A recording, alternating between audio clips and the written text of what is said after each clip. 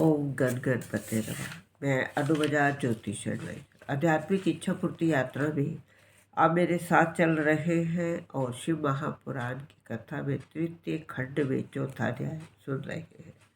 ब्रह्मा जी ने कहा, हे नारद, हिमाचल ने अपनी पत्नी मैना को देवताओं की आज्ञा सुनाई तो मैना को बहुत प्रसन्नता हुई।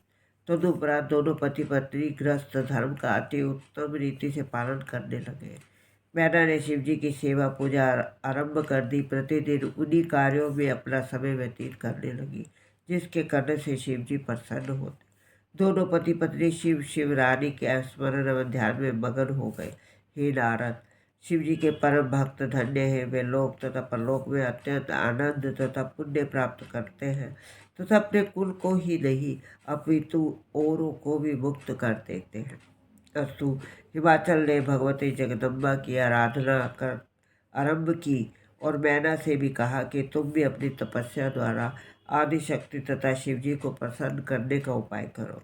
इस प्रकार वे दोनों शिवजी तथा शक्ति की उपासना करने लगे। हे नारद, उन दोनों ने शिव तथा शक्ति की उपासना करने के अतिरिक्त अन्य कार्यों को भुला दिया। वे अष्टमी के दिन व्रत रखते, शिवजी का पूजन करते।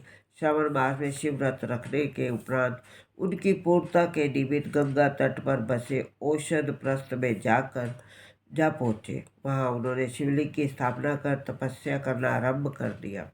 उस तप की अवधि 20 वर्ष की थी। उस बीच में उन्होंने कभी बिना अन्न जल ग्रहण किए, कभी वायु का ही भक्षण करते हुए शिव तथा शक्ति की विधिवत पूजा की। जब वह तपस्या पूर्ण हुई तब भगवती उमा ने प्रकट होकर उन्हें अपना दर्शन देखकर कृतार्थ किया। उनका शरीर सजल मेघ के समान श्रेष्ठ श्याम वर्ण था तथा 8 हाथ 3 आंखें थी। वे सब प्रकार के वस्त्राभूषणों से अलंकृत थी। हे नारद, तब उन भगवती ने प्रकट होकर मैना से कहा, हे मैना, तुम अपने मनोरथ को प्रकट करो, जो चाहो मांग लो।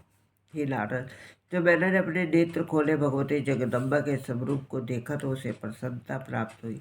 उसने हाथ जोड़कर स्तुति की, हे माता, मेरे धन्य भाग है जो मुझे आज आपके दर्शन प्राप्त करने का सौभाग्य प्राप्त है। मैं इस समय आपकी कुछ स्तुति करना चाहती हूँ, परंतु हे माता, ना तो मुझे कुछ ज्ञान ही है और ना मैं विद्या ही जानती हूँ जिससे अपनी इस अभिलाषा को पूर्ण कर सकूँ।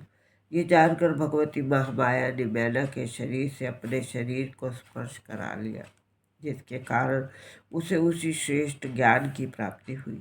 तब वह अत्यंत प्रेम मगन होकर अपनी आंखों से अश्रु वर्षा करने लगी। उस समय उसने ऐसे कठिन शब्दों से युक्त श्रेष्ठ पदावली में जगदम्बा की स्तुति की, जिसे बड़े बड़े विद्वान भी अच्छी तरह नहीं समझ सके। उस स्तुति को सुनकर भगवती ने कहा, हे मैना, जो व्यक्ति इस स्तुति को सुनेगा अथवा पढ़ेगा वह अपने संपूर्ण मनोरथों को प्राप्त कर सकेगा तथा संसार में स्त्री पुत्र धन आदि प्राप्त करके अंत में मेरे लोक में आ जाएगा।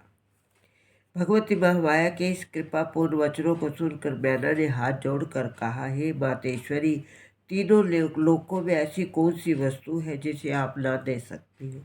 अस्तु, अब मेरी आपसे यही प्रार्थना है कि सर्वप्रथम मेरे गर्भ से अत्यंत वीर धीर गुणी 100 पुत्रों का जन्म हो। वे ब्रह्म ज्ञानी होकर अपने कुल का मान बढ़ाए तथा दोनों वंशों को मुक्ति देने वाले सिद्ध हो। तदुपरांत मेरे घर से एक कन्या का जन्म हो जो सब बातों में आपके समान हो, तीनों लोकों में उसके समान कोई ना हो और ना देवताओं की दुख रूपी जड़ को काटने में कुल्हाड़ी के समान सिद्ध हो।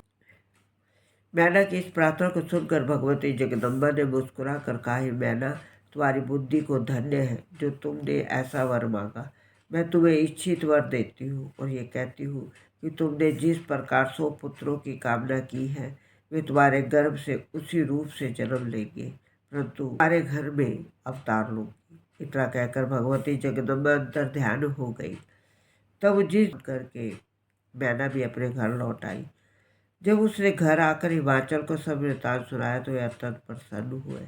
मैना की बहुत से प्रकार से प्रशंसा की तदुपरांत हिमाचल ने इस उपलक्ष्य में एक बहुत बड़ा उत्सव मनाया। आगे के शिव महापुराण की कथा सुनने के लिए आप मेरा अगला वीडियो देखिए। ओम नमः शिवाय।